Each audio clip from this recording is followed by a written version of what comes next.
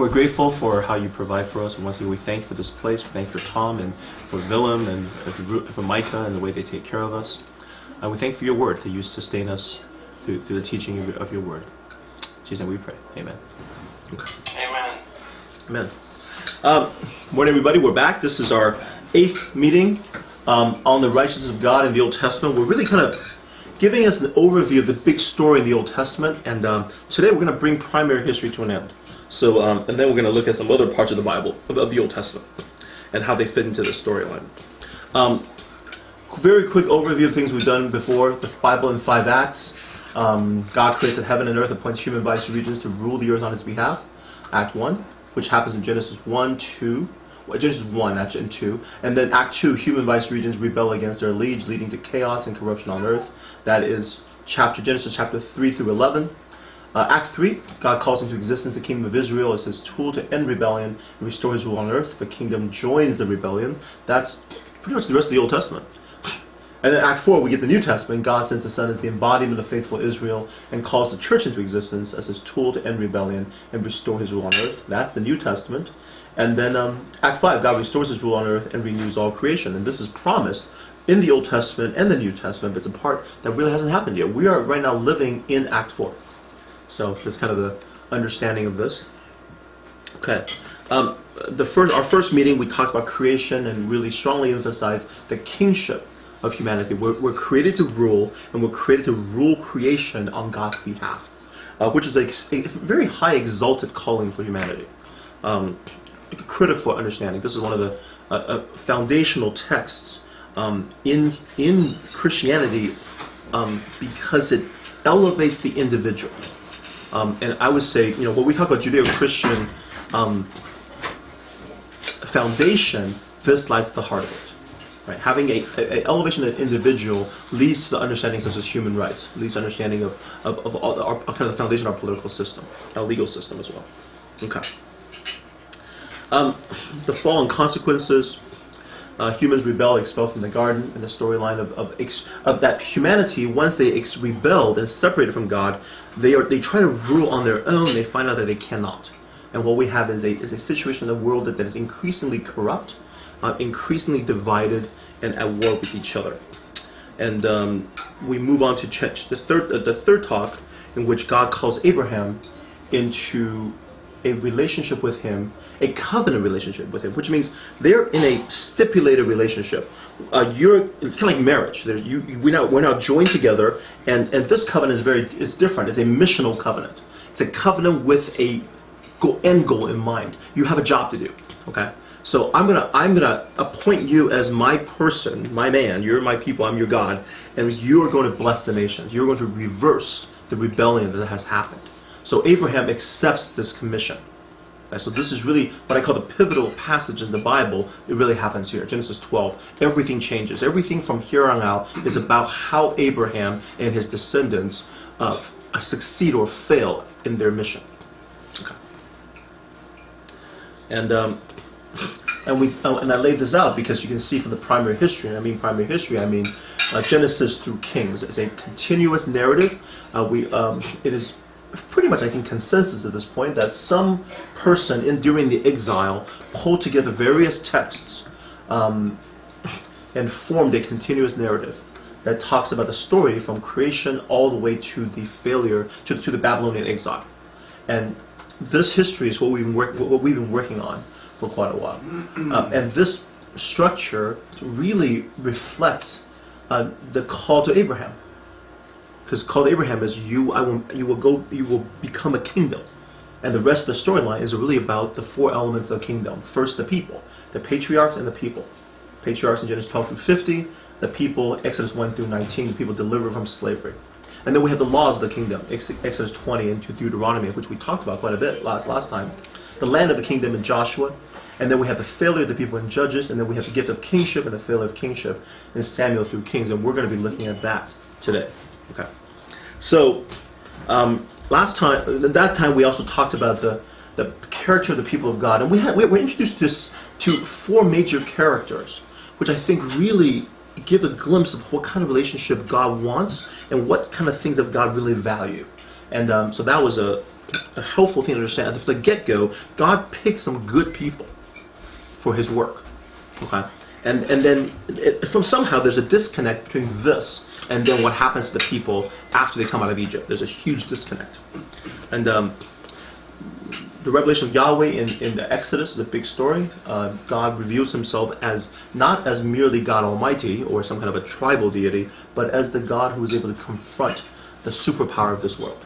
So think about God destroying, B-2 bombers and M1A2 Abrams and that kind of stuff. Now you're getting the idea of what revelation of Yahweh really is getting at.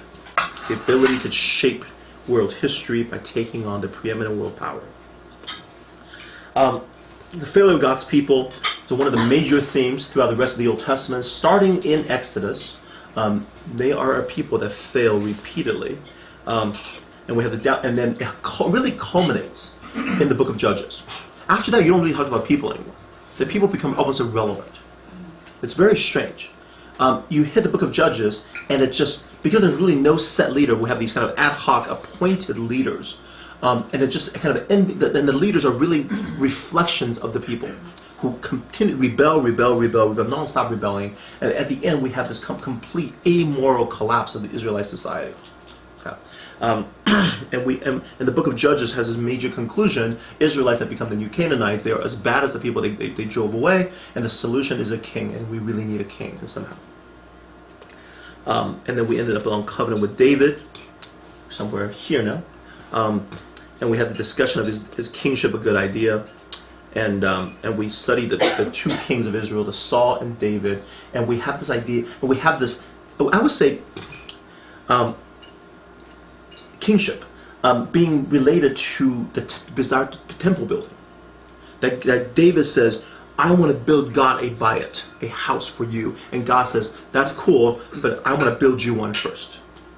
Okay, so God in turn build David, the house of David. And so the house of David and the house of God becomes intertwined. Okay, so those two houses are intertwined, and we have these, the temple really is kind of actually we'll talk about that today. I'm going to hold off on that. Okay, and then finally, two weeks ago, we got together and talked about the problem of Emmanuel. We stopped the storyline a bit and went backwards and started looking at the Yahwistic cult. And the big discussion we had was really, and I thought it was a really interesting discussion. In the middle of all of this discussion about rules and regulations and distancing between God and his people, we have this incredible revelation of God. Because of rebelling, Moses got to see God and have this face-to-face confrontation with God. And the thing that is emphasized is really God's, in some way, his sovereignty. That his, or somebody mentioned, who said this? Capriciousness. Right?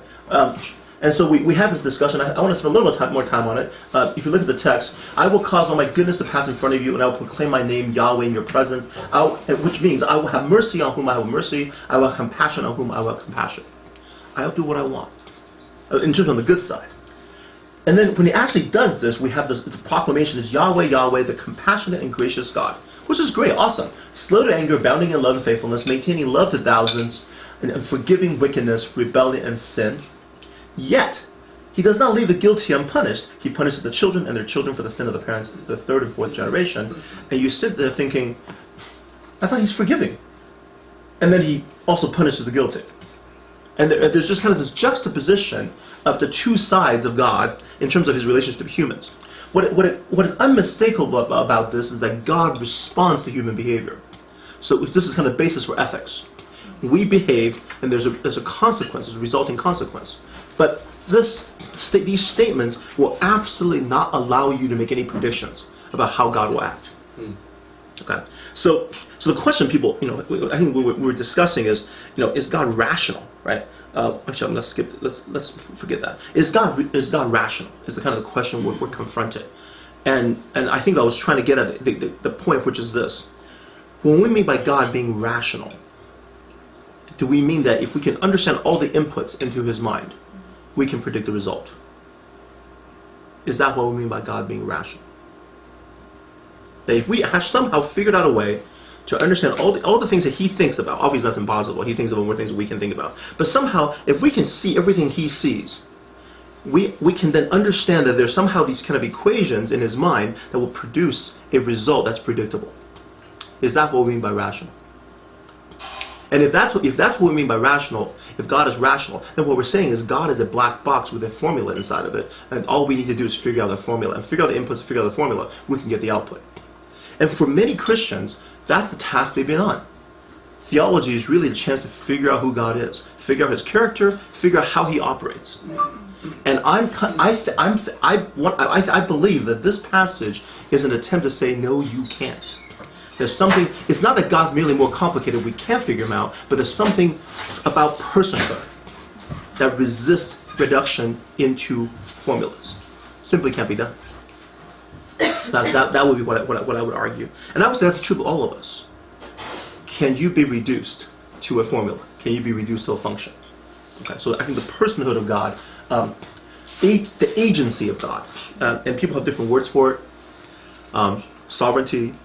Some people say arbitrary, some people say capricious. Those are just words with different kind of connotation. But they're getting at the same thing, which is the moment you inject person into it, causality and input and end result become disconnected in some ways. It becomes more it's tenuous, it's unclear. And I'm saying there's something fundamental about persons that creates a gap between those two things. And it should.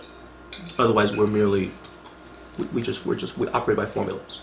I mean, at the same time, we do have personality, right? I mean, each person has their own particular way of being that generally you say, this is how this person will act. Yes. And so it's not completely random. It's not completely random. I agree. I want to agree with you on that we have tendencies. God has tendencies. You can say Yahweh has tendencies. I say Charles has tendencies. He's going to pick that over that. If you know me well enough, you start doing that kind of thing. But every now and then, I'm going to surprise you. And it's like, where did that come from? Right? So I think God more so. Welcome back. Yeah. So anyway, I think you're absolutely right. There's tendency in this, and here are God's tendencies. And he has a tendency toward compassion, but you can't count on it. Okay, because you got other things going on here. Okay, so it's a very interesting discussion. We can have more of it. I guess the God of the Old Testament really emphasizes personalness rather than any kind of propositional understanding. The relational and personal is being foregrounded over against propositional and theological, and that's what I would argue, and which is why I think Old Testament really resists theological system making. It's hard. Okay. We did this. Okay, so let's kind of very quick catching up of the last 7 times we met, and any questions from last time, from previous time, any of the review we did before we dive into back into the storyline of the primary history. Okay, good. Well, I always want to do that to get us back on track, because it's 2 weeks, and I think about this stuff all the time, but you guys think about other things during the week. So, okay. Today we're going to finish primary history. It's going to be a lot of text. We're going to cover a lot of material, so we're going to go fast. Feel free to jump into questions. We're going to go, and this is primary history. We're pretty much at right here, the end of primary history. Davidic covenant was the gift of kingship, and we're going to get through here today. And obviously, tons of stories here. I'm not going to cover them all. I'm going to try to cover the pivotal, the important ones. But a lot of stories, I'm going to count on your knowledge of the Old Testament when you read the Book of Kings. There's a lot of things happening here. But I want to remind us what happened here. Davidic covenant. Now that I tell my servant David, this is 2 Samuel 7:8, this is what the Lord Almighty says. I took you from the pasture, from tending the flock, and appointed you ruler over my people Israel. I have been with you wherever you have gone, and have cut off all your enemies from before you. Now I will make your name great in the names of the greatest men on earth, like the names of the greatest men on earth. And I will provide a place for my people Israel, and will plant them so that they can have a home of their own, and no longer be disturbed. Wicked people will not oppress them anymore as they did at the beginning, and have done ever since the time I appointed leaders of my people Israel. I will also give you rest from your enemies. Okay. So we have this promise to David about what's going to happen with him. He is going to be this person of great renown, and it's absolutely come true. Everybody knows King David. Yahweh declares to you that Yahweh himself will establish a bayit for you. Okay, so you want to build me a bayit, I'm going to build a bayit for you. When your days are over and you rest with your ancestors, I will raise up your offspring to succeed you, your own flesh and blood, and I will establish his kingdom. He is the one who will build a bayit for my name, and I will establish the throne of his kingdom forever. I will be his father, he will be my son. When he does wrong, I will punish him with a rod wielded by men, with floggings inflicted by human hands. But my love will never be taken away from him, as I took it away from Saul, whom I removed from before you. Your house and your kingdom will endure forever before me. Your throne will be established forever. So this is the Davidic covenant that we talk about. God raises up the house of David and says, you guys are going to be a place of safety and refuge for the people. The people have failed. God. So what we need is now an institution that is going to be devoted and faithful to God. And once again, actually, God makes the same mistake. he picks Abraham, he's faithful. I'm going to produce all these kids from him. That's cool. And now we're going to do, okay, forget that. We're going to do kingship. Because that wasn't working. The people think it wasn't working. We're going to do David. He's a great king. We love this. He loves this guy. Okay, he's better than any other person out there because he loves me. And not only that, he's devoted to me in a way that was unexpected. Remember the reason why this happened? David says, I want to build a bayit for God. Because I live in a nice one and he doesn't have one. And God said, I've never asked anybody for one. That's never happened. And here you're offering something that I did not ask for. You're going above and beyond. You're not merely fulfilling my requirements, you're going above and beyond. And because of that heart, I'm going to go above and beyond with you. Okay? And that's kind of what got this thing started. And I'm going to start with this whole thing with your line. And your line is going to be the place of refuge for the people of Israel. Okay? And so, by the way, it cannot be missed that the last book of the primary history is called Kings. Because it's really just focused on kings. You don't expect anything from the people anymore. There's no hope of reform, religious reform, or religious, a new awakening among the people. There's no expectation of that whatsoever in the text. It's just left to the kings. Okay. So now that's all good. And then we're gonna get to immediately David's problems. Okay, so it's very interesting that you have this height, you have this kind of this chapter 7, chapter 8, this kind of high point of David's thing with God, and then we have 2 Samuel 11, the Bathsheba story. Okay, so the authors, now by the way, the book of Chronicles don't have this. Just want you to realize that in the book of Chronicles, they took away all the bad stuff about David. Okay, so it's a whitewashed history of Israel. It really absolutely is. Absolutely is. But the Kings, they don't do that. The book of Kings has a interesting, and I wouldn't say nebulous, I would say a ambivalent view toward kingship. It's established by God, yes, but kingship is a problematic institution. And we're going to start seeing some of that right now. Okay, so in the spring, you know the story, but we'll go along. In the spring, at the time when kings go off to war, David sent Joab out with his king's men and the whole Israelite army. They destroyed the Ammonites and besieged Rabbah, but David remained in Jerusalem. So that's a problem right there. Why is he in Jerusalem? And when all the kings go off to war, why isn't he at war? Problem number one. That's already something else. One evening, David got up from his bed. Whoa! Did you catch that? Yeah. It's like he just slept the day away, right? He's getting up in the evening. Whoa, okay. So evening, he got from bed, walked around the roof of the palace. From the roof, he saw a woman bathing. The woman was very beautiful, and David sent someone to find out about her. The man said, "She's Bathsheba, the daughter of Eliam, the wife of Uriah the Hittite." Then David sent messengers to get her. She came to him, and he slept with her. Okay, let's just stop right there. There is absolute intentional transgression here. Beautiful woman. Let's find out about her first. Oh, she's married. It's not like, oh, I didn't know she's married. She's married and he knows it. The text makes it very clear that he absolutely knew she's married. And then he sent messengers to get her. And she came and he slept with her. Is this rape? We don't know. Huh? We do not know. We do not know. But because we don't know what her yeah, except to say that it's extremely passive. She has no agency here. Right. Right? And the power dynamics is such that today we would say, I don't think she had any power whatsoever, and she certainly could not say no. And she would be fearful to say no because her husband is in his army. he can get him killed, as he did. Right? So it's a very interesting situation where you look at this going, David just went out and raped somebody's wife. Okay? What the heck just happened? Okay? Now, see, stop with it. I want to point that out because most people don't emphasize the degree of transgression here. Okay? Now she was purifying herself from her monthly uncleanness. I'll come back to that line. Then she went back home. That woman conceived and sent word to David saying, I'm pregnant. Why is this line here? Biblical authors don't throw in irrelevant information. They're not... Parenthesis? Just, okay, what emphasis? Emphasizing what? Well, her period.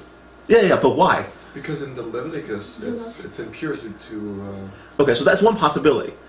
That's one possibility. I want to get at what's in verse 5, how that connects to verse 5. Whose kid is it? It has to be David's. Because her husband is off somewhere at war. She just had her period. And now they have sex. She's pregnant. There's nobody else. Okay? I just want to point that out. The biblical authors throw these kind of things in there. They just want to make sure you get it. Okay, this is David's boy. Okay, there's nobody else it can be. All right? So that's something that's kind of fun about biblical narrators. If you notice a strange detail, it's always there for a reason. Biblical authors don't have the space to do descriptive narrative. You know, the sun's going to be the sign, the trees are... You know, like today, modern, you read novels, like a paragraph of description.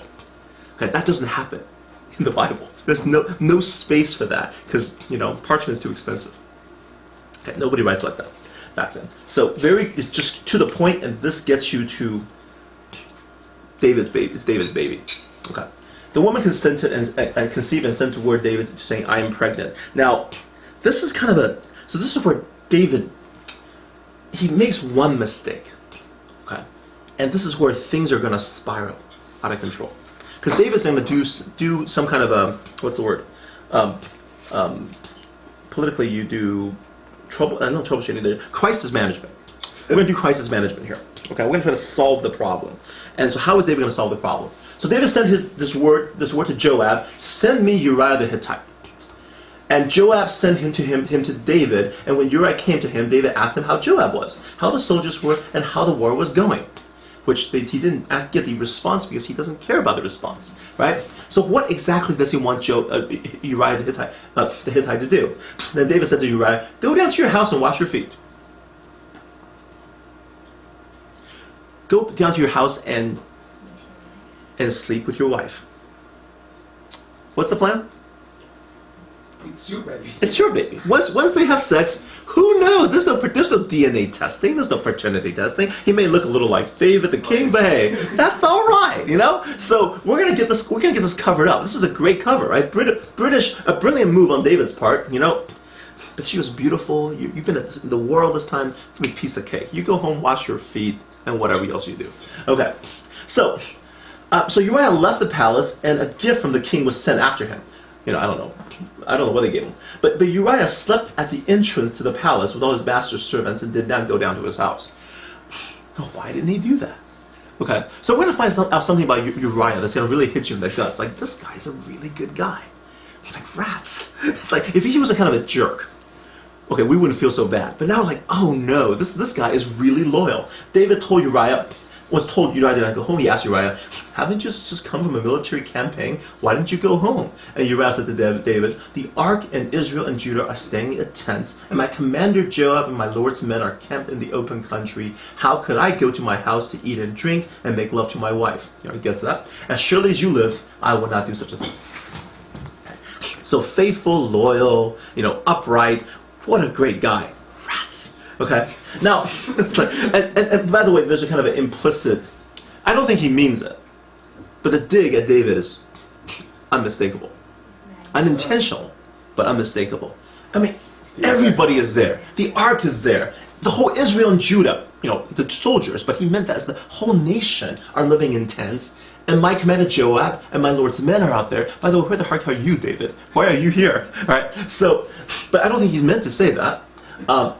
So David has another backup plan. David said to him, stay here one more day and tomorrow I'll send you back. So Uriah remained in Jerusalem the next day and the next. And David's invitation, he ate and drank with him, and David made him drunk.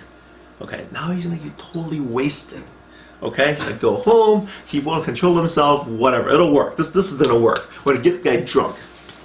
But in the evening, Uriah went out to sleep on his mat among his master's servants. He did not go home. So that's not going to work. Okay. So the plan to control the crisis, the plan to cover this up, failed. Right. So what's David going to do? Well, there's really only one thing left to do. In the morning, David wrote a letter to Joab and sent it with Uriah. This kind of reminds me of that Rosencrantz and Guildenstern. You carry the letter that kills you, right? So this is where he actually, it's kind of brutal. The letter that ends up killing you is the one you carry. Okay. That's just kind of mean. In it, he wrote, "Put Uriah out in front where the fighting is fiercest and withdraw from him so he will be struck down and die." So David has the idea of a very targeted killing of Uriah. Okay. Set him forward to fight, and then everybody else pull back and let him die there. Okay. Is that going to work? Okay, this is interesting. So while Joab had the city under siege, he put Uriah at a place where he knew the strongest defenders were. And when the men of the city came out and fought against Judah, some of the men in David's army fell. Moreover, Uriah the Hittite died. Yes? So, I'm just curious, why does the text make a point that Uriah is from a Hittite? Yes. So he's a bit of a foreigner. He may be foreigner, or maybe he's a foreign lineage. So that now the question is that a big deal? The understanding is that Bathsheba is probably Bathsheba is a Jewish name, so most likely Bathsheba is Jewish. So either a foreign warrior entered into David's service and married a Jewish girl, or he's of the lineage of the Hittite. So he may be, he was probably born in Israel and been for a couple of generations. Who knows? It's a little unclear on that. But he's identified as the Hittite. Yeah. Good. By the way, you're supposed to, later on you'll figure out that 17, what Joab did and what David wanted to do are different things. Okay? David wanted one guy to die. You're in a siege situation. Okay? In sieges, you don't really send people forward because you're going to get shot. So what they want to do is David wants him to make a raid with Uriah in there, and the moment they make the raid close, they all pull back and let Uriah sit there. Okay. Joab, we'll find out, doesn't think that's going to work, because first of all, that's going to be really weird. That the soldiers will all know, why did you call it withdrawal? Why did we leave Uriah out there by himself? Right? You see, the idea is that they're comrades. There's no way that they can pull back and leave one person out there. So Joab says that's not going to work. Let's send a whole bunch of people out there. Get them all killed. Okay, so that's Joab's plan. So Joab realized David's going to get mad about this. Joab sent David a full account of the battle. He instructed the messenger, "When you have finished giving the king this account of the battle, the king's anger may flare up. He might get a little mad about this. And he may ask you, why did you get so close to the city to fight? Didn't you know they would shoot arrows from the wall? Who killed Abimelech, son of Jerubbaal?" This is from Judges. "Didn't a woman drop an upper millstone on him from the wall so that he died in Thebez? Why did you get so close to the wall? If he asks you this, then say to him, moreover, your servant Uriah the Hittite is dead." And that's this is your trump card. He's dead. Got it. Okay. So this is your trump card. So Joab is doing kind of rhetorical planning. Okay, say this, he gets mad, pull the trump card, we're good. Okay. The messenger set out, and when he arrived, he told David everything Joab had sent him to say. The messenger said to David, "The men overpowered us and came out against us in the open, but we drove them back to the entrance of the city gate. Then the archers shot arrows at your servants from the wall, and some of the king's men died. Moreover, your servant Uriah the Hittite is dead." Now this is interesting. It didn't go exactly as Joab thought it would go. Right? David didn't get really mad and jump up and down. Maybe the messengers just kind of, it was too early, just kind of said it. Anyway, there was no anger. David told the messenger, "Say this to Joab. Don't let this upset you." so Joab is worried that David's going to be upset, and then David's like, "Joab, you don't get angry. You're okay. The sword devours one as well as another. Press the attack against the city and destroy it. Say this to encourage Joab." Okay. So let me just finish reading and we can say a little bit about this. When Uriah's wife heard that her husband was dead, she mourned for him. After the mourning was over, David had her brought to his house, and she became his. This is most likely, what, 7 days? Time of mourning. So she married very quickly. So to cover the paternity, right? She got pregnant very quickly, maybe within the same month. I think we're in good shape. Like this was all, nothing untoward happened. In fact, I would say people would say, wow, David's so nice. This is a wonderful plan to take care of a veteran. Right? Look at that. One of his soldiers died. He marries his wife to take care of her. David says, what a great king. He loves his soldiers. Okay? That's what everybody else would see in the storyline. She became his wife, bore him a son. The thing David had done displeased the Lord. Just want to point out some of the stuff that's going on. No, do not commit adultery. They all know that. Why did David do this? One thing you'll notice is that he was in a bad state to start with. Why is he not fighting, doing the things he was supposed to do, everybody else was doing? Why is he getting up in the evening to walk around, feeling kind of low and dejected, low energy? She is your basic temptation. She's pretty. So he just went for it. He had power, and he figured, I can get away with it. Okay, so we do it once, it's done, and then this thing just spirals, right? You commit rape, and now you're going to commit murder, and you end up with multiple murder. So something happened beforehand that might... No, that's the thing. The beginning of chapter 11 is just very strange. It's kind of, we don't know what happened to David. There's kind of this exaltation high point, and then we have a transition right to this part, and there's no clear answers to why David is all of a sudden getting up in the evening, walking around. Is it something just about kingship, about the power and the luxury that it kind of makes him think, I can get what I want, and I saw something I wanted, I'm going to take it, and now by taking it, I need to now cover it up, and when that covering up doesn't work, I need to kill the guy, and as a result, I kill multiple people. Mm-hmm. Right? So one single act of rape devolves into multiple murder. Okay? Collateral damage. And you see David's reaction. There's zero sense of awareness of what he's done. I mean, Joab was worried that David had conscience. Okay? David's going to be mad that multiple people that, no. Don't let this upset you. Right? David's like, it's all cool. It's all good. Right? So what happened to David? So I mean, this story is kind of like, you already think, okay, the greatest king, the king after God's own heart, is corrupted by kingship. Right at the beginning of the story. Right. The story of the kings is telling you this trajectory is going bad, going downhill fast. When the corruption of power strikes like this, and then the king has the ability to cover up his actions so that he actually ends up looking good as a result. Okay, upsets God. Everybody else is like, wow, what a nice king.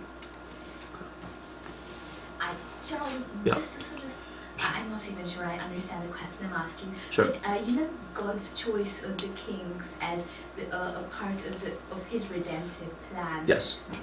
Does He do that too quickly, or is it simply because who writes about the people anyway? We just have judges, and of course they're corrupt. Right. I mean, it does get at much larger issues, right? I want to believe that solidarity is the answer. I'm somehow way more comfortable in trusting the people, blind and sorry as they are sometimes. Yeah. Whereas I'm totally on board with seeing how power corrupts. I Yes. can see it in my life. I mean, David's just such a perfect example of, just a couple of chapters ago, he's saying, I will not drink this water because he loves his men so much that he refuses to drink the water that they have brought at the cost of their lives, potentially. And here he is, very happy, saying, killing his own soldiers. Everybody. Yeah, he killed his own soldiers. Yeah. Yeah, and he didn't seem to care. And somehow that power has distanced himself from the people that he himself treats as comrades. Right. So, why does God suddenly have such trust in kings? Well, I would say he doesn't. And I would say if you look at the whole entire storyline, we're getting at the failure of the people and the failure of kingship. Now, some people might say, hey, you know what? People cannot, what do they say? It sounds a little crude. Masses are asses. So I think there are people who think that what people cannot do it. What you need is a leader. All you need is that strong man. And so the storyline is going to get you there. It's going to say, okay, we're going to give you the strong leader, and then we're going to show that that doesn't work at all. And then I would say the Old Testament storyline is going to destroy both your faith in humanity and in the strong man. Right. Okay, and it's going to end both hope, and then we're going to see what else is planned. The prophets are going to come along and say some things, and we're going to be doing that in the next few weeks. Okay, but right now we're still at the point where we have hope. They gave us hope in a king, and now the hope is being ripped out of us. Okay, and it's going to be a long process of ripping out that hope. No, I just wanted to point out, I can't remember if it's 1 Samuel 8 maybe, or 2 Samuel 8, when Israel first asked for a king, right? God God's already weren't there. He's upset. Yeah. Right, but we had a discussion about that where we had a big discussion about whether kingship is actually wanted or not, right. And we argued that there was always been a theme of kingship in the Bible, and that God actually promises you will have a king. In Deuteronomy, we're going to look at that passage in a bit. I think did they ask for it with the wrong heart? They asked for a king, and later on, the revelation is we wanted him to fight. We wanted a warrior king. And the Deuteronomy king was actually a Torah observant king who just kind of studied the Bible. It was an Old Testament theology king. Sorry, Old Testament scholar king. That's the idea. Okay, let me move on from there. President. There we go. Let's move on from that. So I want to get you to see this corruption, and now David is different because he is going to repent. Okay. David will actually recognize and repent. You're the man. The Lord said to Nathan, sent Nathan to David, and by the way, we're going to see the kind of the rise of the prophet. This is really the reason I put this here. This is that the kingship is imbued with power, and then prophets are going to come along, become an institution that is providing a check on the kings. And the rest of the book of Kings, is going to be a lot of it's going to be just battle between the prophets and the kings. Okay, it's going to be these titanic, epic struggle between kings and prophets. Yahweh sent Nathan to David. When he came to him, he said, there were two men in a certain town, one rich and the other poor. The rich man had a very large number of sheep and cattle, but the poor man had nothing except one little ewe lamb he had bought. He raised it, it grew up with him and his children, and shared his food, drank from his cup, and even slept in his arms. It was like a daughter to him.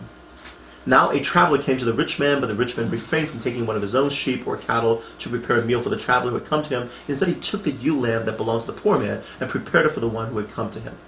And David burned with anger. See, the anger finally showed up. Joab is expecting anger over the death of his soldiers. He's burned with anger about the death of a lamb. Okay, so this is a very interesting contrast. By the way, David obviously is mistaking genre. This was clearly, it seems clear that this is a parable, but for some reason David kind of not clued in. I don't know if it's a joke here or not, but somehow David did not recognize this as a parable. So he says, surely as Yahweh lived, the man who did this must die. He must pay for that lamb 4 times over, because he did such a thing and had no pity. Okay, we get the point. And Nathan said to David, you're the man. This is what Yahweh says, the God of Israel says. I anointed you king over Israel, and I delivered you from the hand of Saul. I gave your master's house to you, and your master's wives into your arms. I gave you all Israel and Judah. And if all this had been too little, I would have given you even more. Why did you despise the word of Yahweh by doing what is evil in his eyes? You struck down Uriah the Hittite with a sword and took his wife to be your own. You killed him with the sword of the Ammonites. Now therefore the sword will never depart from your house, because you despised me and took the wife of Uriah the Hittite to be your own.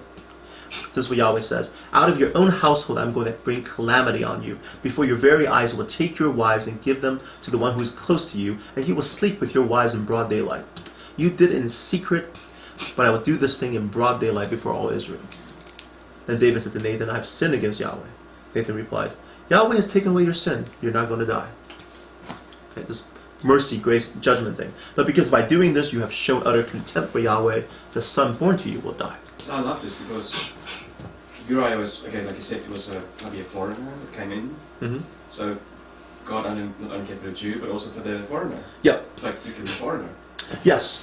Yeah, there probably is an element of that. There's kind of the sojourner, God's protection for the sojourner. But what's interesting about this is that I also find this interesting, there is this continuous dichotomy of what is secret and what is public. Okay, David had the ability to keep some things hidden. Okay, we have the outer understanding of the kingship, And then he did something in secret that's hidden. And God said, okay, you know what? I'm going to unveil it.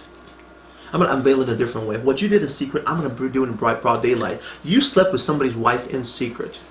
I'm going to have somebody sleep with your wives in public. Everybody's going to see it. We're going to reverse it. Okay. Now, by the way, this is where the idea of judgment and mercy becomes very confusing. David lives, his son dies. Oh, his wives get raped. What do they do? Right? Mm-hmm. So once again, if we're talking about getting back to the passage in Exodus, I will have mercy, have compassion, compassion. I'm going to forgive sin. I'm going to punish sin. It's just for us who works on such individualistic level, incomprehensible. Right? It's like, wait, but it's David's fault. Why don't you just go hit him? Why, just kill him. You don't do anything else. But David gets the mercy, the son gets the punishment, and the wives get punished as well. Okay. I don't have an answer for that, except to point out that from our perspective of individual accountability, this doesn't work. That God's dealing with people is operating under some principles that is different from ours. Okay. I would say, when God deals with people in terms of in His kingdom, in the internal kingdom, is individual. But on earth, the relationship is tangled. There is national, he deals with them as a people, deals with them as a family groups. The groupings are more important than we realize and than we think. Okay. Any questions on that? Comments? I mean, isn't kind of the lesson, no man is an island. You can't do this stuff and expect that it's not going to impact people around you. Yeah, I agree with that. Like I said, that here in this, our relationship, our personal relationship with God, I think that's just individual, and in terms of our eternal fate and our eternal life. But here on this world, all kinds of weird things happen. Our sins affect people around us. And it seems to me that sometimes God's punishment is really just Him removing His hand of protection and mercy and allowing the natural consequences to take place. Yeah. Here's the natural consequences of your sin. Right. But this one's not. This one's, I'm going to bring calamity on you. Okay? Yeah. He's going to do something to David's family. Okay. Yeah. But I agree. Yeah, go ahead. Never mind. I've heard people talk about when God says, I will. Yeah. It's a long...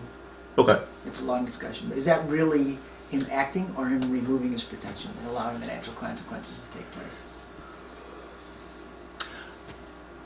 I think that's a way of dealing with trying to solve the problem of protecting God from doing any evil. David, you mean? From God. Oh. So God, because God, I think that's a theological dance. I think where in this passage, if you want to, if you're reading it within the force of this passage, I'm going to do something. I'm going to put poetic justice on you. All right, you did this in secret. I'm going to do it in public. I'm coming after you. I'm going to destroy your family.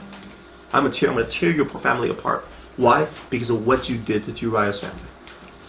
I am going to do something that fits the crime. Okay, but somehow I'm going to keep you alive. But it's also slightly culturally more legible because one of the biggest punishments in when the kings in India fight is to go after their women and their children. And children. Because they're considered chattel. I mean, they're considered property. And shame. You're basically we're going to bring shame to David. And this is really the greatest way to shame him is for him to lose control. He cannot protect his wives, and he's going to lose his son. It's a great shame. You're absolutely right. So culturally, they would get this. I'm saying that for us, this is harder to get. It's much harder to get. Okay. I want to show you one more thing that people usually miss. At the end of all, by the way, David repents and all this stuff happened, and then a son is born, and then we get to the end of chapter 12. Okay, before we do that, we go back to before. I read this verse already. 2 Samuel 11:1. In the spring, at the time when kings go off to war, David sent Joab out with his king's men and the whole Israelite army. They destroyed the Ammonites and besieged Rabbah, but David remained in Jerusalem. You saw that already. jump to chapter 12. In between is all the David and Bathsheba stuff. And then, meanwhile, Joab fought against Rabbah the Ammonites and captured the royal citadel. So after all this happened, they actually won. And Joab sent a messenger to David saying, I have fought against Rabbah and taken its water supply. Now muster the rest of the troops and besiege the city and capture it. Okay, so once you got the water supply, that city's going down. Okay, then there's no way they can fight it anymore. So, and it would be named after me. So David mustered the entire army and went to Rabbah and attacked it and captured it. David took the crown from the king's head. It was placed on his own head. It weighed a talent of gold. It was set with precious stones. David took a great quantity of plunder from the city and brought out the people who were there, consigning them to labor with saws and iron picks and axes. And he made them work at brickmaking. David did this to all the Ammonite towns. Then he and his entire army returned to Jerusalem. So first thing to note, we have one of those sandwich structural things going on in the Old Testament, which is always a hint that the two stories are in some ways being connected. Okay? You have this interesting story where you have the beginning of the battle and you have the end of the battle, and in between you have the David Bathsheba story. Okay? Which is nice because the David Bathsheba story occurs during this, is set during this battle, and then you have Uriah, of course, fighting in it, going to the fight and then dying and taking Rabbah, and of course Rabbah is taken afterwards. Okay? And we have a very intriguing story here. First of all, what is the story about? It's about political propaganda, right? It's about PR. Who won the battle? Joab. Joab did. And his men. Huh? And his men. And his men. Joab and his men did the thing, right? And who's going to get the credit? David's going to get the credit. And that's how Joab recognized it should be. Okay? Joab turns out to be a very interesting character. Okay? We're going to see what happens to Joab later on. We're going to miss it. You'll find out what happens to Joab later on. But Joab is he is a person who gets power. He totally gets it. He takes out Uriah, no problem. You know, he does the deed. And here he's about to take the city. David, come here and take the credit. He doesn't want to be king. He just wants to be the chief general. He wants the power of being the second guy. But he has power over David because he knows where the skeletons are buried. Right? He knows where the bodies are buried. He knows all David's dirty tricks. Okay? So here we show up and we have a story, once again, an outer story, and we get an inner glimpse. Everybody else would have seen David as the glorious king who went off to war and defeated the Ammonites. And when we have the inner relation thing that's going on. This whole thing's fake. It's hidden. Okay? So this is really the same story. I mean, it has the same thing as the David Bathsheba story, which is what is hidden versus what is outside. We have a hidden event. We have myth making and reality that's going on about kingship. Okay. So one of the criticism you're going to run into that this is really revealing about kingship is its tendency to pervert reality. Okay. Power perverts reality. Go ahead. Wasn't there a law that said that if you take over a city, you have to destroy it and destroy the property of it? What was that again? Wasn't there a law in Leviticus or in Exodus that said that you have to destroy the property? Only certain ones that are under the harem, under the ban. Yeah. This one obviously was not under the ban. Okay. Yeah. So certain cities, God says, this one's under the ban, wipe it out. Most likely because that city probably has some incredible immorality that God's places it under the ban. Here, so you see what I'm getting at. Kingship entails secrecy and myth making. Okay, this is what kings do. Right? David's this great king. He seems like he's a young shepherd. He gets into power, and now we're creating the myth of David. He is the man who took out Rabbah, and he's the man who takes care of veterans when they die. Okay, and then you have the dirty underlying reality. And then you have these great description of plunder, a talent of gold, just gaudy crown. Okay? And you sit there reading going, ew. Right? There's a sense of disgust that comes along with, he's going there and he just takes the crown. Yes, I'm the one who won the battle. I'm the one who's deserving all this credit. Okay? Is there a reference to their time in Egypt with the brick making that he's making these people do? That's a good question. I don't know. I mean, there's not enough here okay, I would say maybe, but I don't think there's enough here. Maybe either have a few more echoes would be nice. Maybe they'd make them out of straws. I don't know. Maybe there's just a few more words that would get you into the David as the new Pharaoh motif. But that would be interesting. I don't see enough there. I'd like to see a few more. David made them go make brick without straws or something. That would have been kind of cool. It's like, whoa, okay, that would have been kind of thing. But just a simple brick making, I don't think that's good enough to identify allusions of that sort. But that's more subjective. You realize different people have different standards how that would work. So anyway, that's you have and I would say God has already promised to expose the reality. Okay. And what we're getting at is the outside and the inside. And God says, I'm going to make the inside exposed so you can see it. Okay. Questions about this? We have the height of David, and then we have the fall. And in the fall of David, we see the dangers of kingship in terms of power and in terms of ability to produce false narratives about what kings do. And then God's effort to turn it down. And then the rest of the story in 2 Samuel is really just a 3 stories. Amnon, Tamar, Absalom, Amnon, and Absalom, David. I'll briefly summarize it. You probably know the story. His eldest son Amnon rapes his daughter, or his half sister. Rapes David's other daughter, a half sister. So, like father, like son. Okay. David does not punish Amnon, which, once again, doesn't say why. People surmise that David really has no moral standing, and he knows it. He couldn't punish Amnon because he no longer had the ability to do so. Or, he realizes just about the only fair punishment would be something close to death, like he doesn't want to kill his own son. Exactly, well, like that, but he could have done something to him. Sure. He did nothing. He could have Zero. Said something. He could have said something. He could have taken him and said, "You're no longer going to be king." He could have done something explicit. He does nothing. Okay. So, I mean, he committed rape and killed people. So my son committing rape, that's nothing. It's like, that's nothing. Now, Tamar's older brother, Absalom, David's other son, gets upset at what happened and then murders Amnon. And then goes into exile. And eventually Absalom comes back, but they didn't have a true reconciliation. And then finally Absalom starts a civil war against David. And David is forced to then kill Absalom. At least Joab kills him. David doesn't want Absalom killed, but Joab takes him out. And that's the story. Now you have this. And by the way, Absalom does what God promises.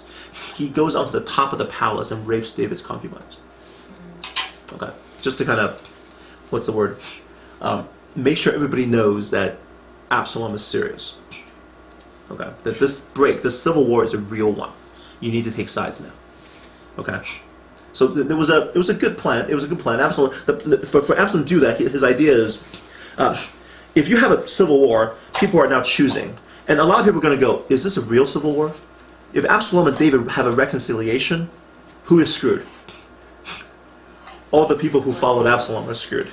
Right? Absalom will be protected. All the people who follow him are toast. So the first thing Absalom does is he goes and rapes David's concubines. Okay, there's no reconciliation going to happen after that. So we can now feel free to choose sides. And that was the plan. But David wins at the end. So in that story, are women referred to concubines? Like the word concubines, or? I have to take a look. Wives. There's a few different words, but yeah, I'm not sure. I have to look. I'm not familiar enough with it. So yeah, that's text. Okay, and that's pretty much the end of the story of David. This whole thing comes back. He becomes a kind of a passive person after the whole David Bathsheba story, and kind of a shell of himself. Okay. He becomes a passive person. The battle he wins, Joab is the one who wins the battle. He's just like this kind of person. He kind of fell apart if you read the storyline. And then we have Solomon, and this is the next great king. And I want to point out the chiastic structure of the Solomon narrative. In Genesis, in 1 Kings 1 through 11, prophet intervenes. Solomon eliminates threat to his security. Early promised Solomon's reign, using wisdom for his people. Preparation for building the temple. Solomon begins building the temple. Solomon builds rival buildings, and then complete the temple. Dedicates the temple as warned by God. Uses wisdom for himself. Failure, and God raising up threats to Solomon's security, and then a prophet determines the royal succession. The story works in a chiastic structure. And as you well know, chiastic structure, the pivot is the most important part. Point you right to the middle. Okay. But we'll look at them in more detail. A couple of the instances of Solomon. It's just such a fascinating passage. David's final words to Solomon. He gave him a charge before he dies. Okay. 1 Kings 2 and 1. Okay, so David's old. Solomon's rising to power. So when the time drew near for David to die, he gave a charge to Solomon, his son. I am about to go the way of all the earth, he said. So be strong, act like a man, and observe what Yahweh your God requires. That's nice, right? Walk with God, Yahweh. Walk in obedience to him, and keep his decrees and commands, his laws and regulations, as written in the law of Moses. Do this so that you may prosper in all you do and wherever you go, and Yahweh may keep his promise to me. If your descendants watch how they live, if they walk faithfully before me with all their heart and soul, you will never fail to have a successor in the throne of Israel. Right? So we have a promise, conditional promise. Your descendants, the kings of Judah, if the sons of David, if they walk with Yahweh, the kingdom will endure. And they'll always have the Davidic line. That's nice. We like that part. Okay. Now, you yourself know what Joab, son of Zeruiah, did to me. What he did to the two commanders of Israel's armies, we didn't get a chance to read all that. Abner, son of Ner, and Amasa, son of Jether, he killed them, shedding their blood in peacetime as if in battle. He did that because they were rivals. They could potentially take his spot as the army chief of Israel. So he killed two of them. And with that blood, he stained the belt around his waist and the sandals on his feet. Deal with him according to your wisdom, but do not let his gray head go down to the grave in peace. Be smart, wipe him out. Have you ever just read these two in juxtaposition? I love it. He's like, serve God, love God, walk in his ways. Oh yeah, kill that guy. Okay. So we have this perfect juxtaposition of religion and piety with realpolitik. Okay. This is kingship. This is the problem of kingship. You need to rule. And there are enemies, and there's grudges you need to get rid of, you need to deal with. Okay. This is just a grudge, because by this time Joab is old. Joab's an old man. Okay, David can't touch him while David's alive because Joab knows where all the bodies are buried. He knows about Uriah, right? He knows that all these myth making. He's part of all these myth making. But David never let it go that Joab killed these two other guys. So he's gonna get them. And who's gonna get them? Solomon will. David's very good at using other people to kill people. Okay. Keep going. Oh, but this is a good one. Show kindness to the sons of Barzillai of Gilead, and let them be among those who eat at your table. They stood by me when I fled from your brother Absalom. So during the civil war, when the people are choosing sides, these guys were on my side. Be nice to them. And remember, you have with you Shimei, the son of Gera, the Benjamite from Bahurim, who called down bitter curses on me the day I went to Mahanaim. So that was the time when he was running from Jerusalem because Absalom was chasing him. And this guy came and cursed him out. By the way, why was he running? Because it's a punishment from God for Bathsheba, right? But he cursed him. And then when he came down to meet me at Jordan, I swore to him by Yahweh that I will not put you to death by the sword. You see, I was gracious. When I came back, I promised I won't have you killed. I didn't promise anything with my son. And I am going to keep my promise. Right? But do not consider him innocent. You are a man of wisdom. You will know what to do to him. Bring his gray head down to the grave in blood. Okay? I want you to kill an old guy. Okay?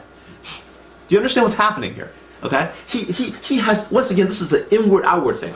I'm coming back. I'm coming back. I'm going to reunite the kingdom. And it does not look good for me to hold personal grudges against people and wipe them out because I need to unite the kingdom. So I'm going to swear an oath, not going to have you killed. David the gracious king. You know, after the civil war is over, we're going to have a kingdom now, all rejoined together. It's awesome. Okay, he does not go after his enemy. What a great king. Just you wait, buddy. My time will come, and then your time will come.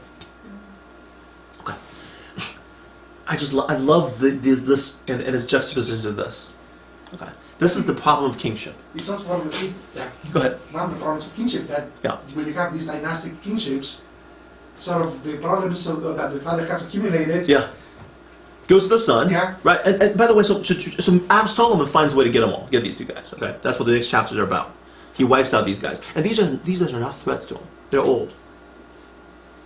Okay. They're just old dudes. They're like from the father's age. But we have things to make. We have things we need to clear up. There's grudges that need to be dealt with. What? So he does it in the beginning. Yeah. But he's not punished for it. Solomon? Yeah. No. In the beginning. No. No one's over. Doesn't mean that God's okay with it? That's a good question, isn't it? I mean, there's two ways to read this. You can say, this is what it means to walk with God. Okay? Or you can say, this is what you need to do to be a king. And be a... can you be a Christian and a politician? Can you be a Christian and be a king? When you're playing with real power, and when you're weak, people come and take you down. Okay? So you have to do, Machiavellian kinds of things. How do you do that as a person who walked with God? That's what the Book of Kings is much more subtle and much more sophisticated in its critique of power and then we have us believe. There's David is by no means a pure figure. He is so, what's the word? Compromised by his kingship. And we see that very clearly. And it's just going to get worse. And if this is the first one, how bad is it going to get by the time we get to the end? Okay. Can I recommend Pan's Labyrinth? It's a beautiful film, and it kind of talks about that moment of death and how violence passes from one generation to the other generation. Okay. And how, on the other hand, there is another generation that kind of says, I will die but not shed innocent blood, and how that kind of breaks the curse in a way. Okay. It's that's nice. That's nice because that's what the final king does, right? The final king of David says, I am not going to do the killing. Yeah, very good. Say it again. Pan's Labyrinth. Pan's Labyrinth. By the way, just just these old guys. This is pure vindictiveness. It's not about protection of the people. Mm. It's just vindictiveness because they can't harm anybody at this point. But so they actually killed those people, or also their families? I think it just gets them. Okay. Yeah. So Solomon doesn't need to wipe them out to establish himself as a bad king or something? Or He doesn't. He gets rid of the other guy. He gets rid of a rival claim to the throne. But these guys are not threats to them at all. Okay. No, not threats to Solomon at all. It just I need to fulfill my dad's grudges, and we need to wipe them out. You gotta do it. It's got to be done, man. It's got to be done. You're a wise man. Do it. It needs to be done. Okay. Let's take a look at the. There's a lot of stuff we can talk about. Let's get to the. Solomon's using his wisdom for his people. God gave Solomon wisdom and very great insight. He's one of the great kings of Israel, ancient Israel. And a breadth of understanding is measureless as the sand on the seashore. Solomon's wisdom is greater than the wisdom of all the people of the East and greater than all the wisdom of Egypt. He was wiser than anyone else, including Ethan the Ezrahite, wiser than Heman, Ahiman, Calcol, and Darda, the sons of Mahol, and his fame spread to all the surrounding nations. He spoke 3,000 proverbs, and his songs numbered 1,005. He spoke about plant life, from the cedar of Lebanon to the hyssop that grows out of walls. He also spoke about animals and birds, reptiles, and fish. From all nations, people came to listen to Solomon's wisdom, sent by all the kings of the world who had heard of his wisdom. So we have this, first of all, I love this underlying description of a kind of a pop star. Right. A total Renaissance man. Yeah, but more than the Renaissance man, this entire culture are riveted by people who are wise. Yeah. And they're actually, I mean, we're talking about like rock star status, right? People coming. So you can imagine he has these concerts where he comes out and talks, and people come to listen. And this is kind of an international event. Solomon live, live in concert for 3 days only at Jerusalem, Colosseum, and then people come and buy tickets and they show up, right? So that's what you're imagining here. And then not only that, there's actually other people like that. There is apparently Ethan the Ezrahite, which is a lower draw, not as good as Solomon, but pretty decent, right? Oh yeah, there's also the sons of Mahol, the three brother tour, Okay, I'm just kind of imagine this. This is an interesting insight in ancient Israelite culture. That not just ancient Israel, but the surrounding ancient Near East. We're talking about Egypt. We're talking about Babylonian. The cultural cachet was in what we call wisdom or chokmah. The ability of a person to master ancient traditional wisdom in Proverbs and Psalms, and then usually recombine them in new ways to speak on new situations. Okay, that ability was celebrated in incredible ways. Okay, that transcends kind of a general power or wealth. Okay, Solomon was a rock star, and I would say Solomon's rule and Solomon's influence extends beyond the. I mean, this is probably the basis of it. Other nations simply said, Israel's awesome. Their king is this wise. So they sent tribute to Solomon. They were at peace. Solomon was at peace with everybody because he's awesome. You know, you can't really fight Israel if all your people are going, but I want to go see Solomon in concert. You know, that's kind of hard. You know, yeah. I mean, I don't know. I don't know. It'd be very hard to fight a country if their leader is like, you know, I don't know, Justin Bieber or something. I don't know. No, okay, just kidding. I'm just kidding. Some star that everybody just loves. It's like it's really hard, right? If they have a leader that kind of. We're talking soft power. This is what we're talking about. We're talking about soft power. Who do you say? Bono. Sure, Bono's fine. We can go YouTube. But so you have the philosopher king. You have the philosopher king, and you have the soft power and cultural superiority that stems from this. And we have a vision of a king who is not a warrior, right? And we have a vision of how he's able to influence the world around him without might. So this is so Solomon kind of gives you a glimpse of that. David was the warrior. Now Solomon comes along, and we have a glimpse of a different kind of kingship, different kind of power, different kind of influence. Okay, that in some ways foreshadows a rabbi teacher king, who's going to have whose words are spread out even among people who don't follow him, and consider him a great teacher. Right. So that's kind of out there as well. Okay, So this is part of the rise. I'll show you the pivot. This is the pivot of the chiasm. Just a couple of sentences, and there's a few words describing the buildings. The foundation of the temple of Yahweh was laid in the 4th year. This is, by the way, that same word, bayit, or Beit Adonai. The foundation of Beit Adonai was laid in the 4th year, in the month of Ziv.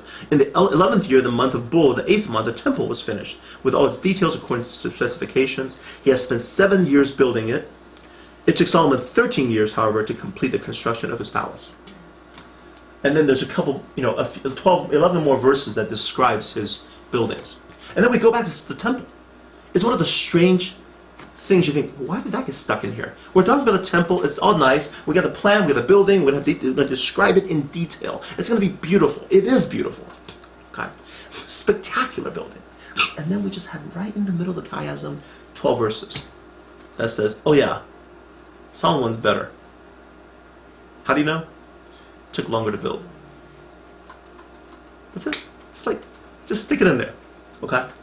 And you just know. Okay. You know about Solomon. That's really all you need to know about Solomon. Okay. So I'm moving kind of fast here. We have a section. By the way, you should get a chance to read chapter 8 about the dedication. Just imagine the scene. We're talking about tens of thousands of animals being sacrificed. They did it for 7 days. Blood pouring everywhere, smoke, barbecue, just non-stop feasting. God shows up appropriately on cue, fills the sanctuary with smoke. Everybody's like, wow, this is so awesome. Okay, it's just put on a great show. Okay, the dedication of the temple was a great show. Okay. And then we have this little section that shows Super Bowl. It was Super Bowl. It was amazing. The feasting, the music, the clouds. It was a tremendous show that went on. And Solomon gave this great speech, long extended prayer that displayed how much he knows about God, about their history. It was all wonderful. And right at the end of chapter 8, talk about people went home going, this is so awesome. God loves the Davidic people and dynasty. Actually said that. They were glad how much God delighted in David and his sons. Okay, so they were happy of the relationship between God and David and his people. And then we have this section. Okay. So once again, performance, reality. When Solomon had finished building the temple of Yahweh and the royal palace, he finished both, and achieved all that he desired to do, Yahweh appeared to him a second time, as he appeared to him in Gibeon, and Yahweh said to him, I have heard the prayer and plea you have made before me. I have consecrated this temple, which you have built, by putting my name there forever. My eyes and my heart will always be there. As for you, if you walk before me faithfully with integrity of heart and uprightness, as David your father did. Strange. It's like, really, David's the standard here, okay? Wow. And do all I command and observe my decrees and laws, I will establish your royal throne over Israel forever, as I promised David your father when I said, you shall never fail to have a successor on the throne of Israel. But if you or your descendants turn away from me and do not observe the commands and decrees I have given you, and go off to serve other gods and worship them, then I will cut off Israel from the land I have given them, and I will reject this temple I have consecrated for my name. Israel will then become a byword and an object of ridicule among all peoples. This temple will become a heap of rubble. All who pass by will be appalled and will scoff and say, why has Yahweh done such a thing to his land and to this temple? People will answer, because they have forsaken Yahweh their God, who brought their ancestors out of Egypt, and have embraced other gods, worshipping and serving them. This is why Yahweh brought all this disaster on them. This may not surprise us too much, this view of the temple, but it is a surprise to the ancient world. Okay. Why do you build temples? You build temples to a god to invoke the protection of the god. Okay. If I build a temple to Athena, other people come and attack me. Well, Athena's got to protect her temple, so Athena's got to show up and fight them off. Okay. So temple is in some sense a talisman, a protection. Okay. This is what you do in the ancient world. Here, God has a different view of the temple. His view of the temple is, this temple is integrally related to the king, your descendant, the king's faith. Okay, it is actually it is a symbol of the underlying reality of your obedience. Okay, if you stay with me and carry this out and be the kingship you're supposed to be. By the way, there's no mention of Israelites, by the way. It's just you and your descendants. You're the line of kings. If you guys stay faithful, this temple will stay, and I will treat it as my temple. But if you guys go, I'm trashing this thing. I'm going to trash it. Okay. I will actively wipe this thing out. Very different from how ancient New World saw temples. This is actually not a protection, but a symbol of your faithfulness. And if the moment the underlying state faithfulness is gone, I will come and wipe you out. Okay. That's kind of unusual in the ancient world. Temple does not protect Israel. It is an act underlying reality, and when the underlying reality is gone, so is the temple. What would it mean that on the one hand he puts his name there forever, yeah, and that his eyes and hearts are always there? Yes. And on the other hand, I'm going to wipe it out. Yeah, and you find out in the New Testament, he actually makes that work, right? He makes that work in some way. That the temple, that this temple foreshadows typologically the greater temple. So there is, in some sense, a kind of a divine futuristic temple, which is the church.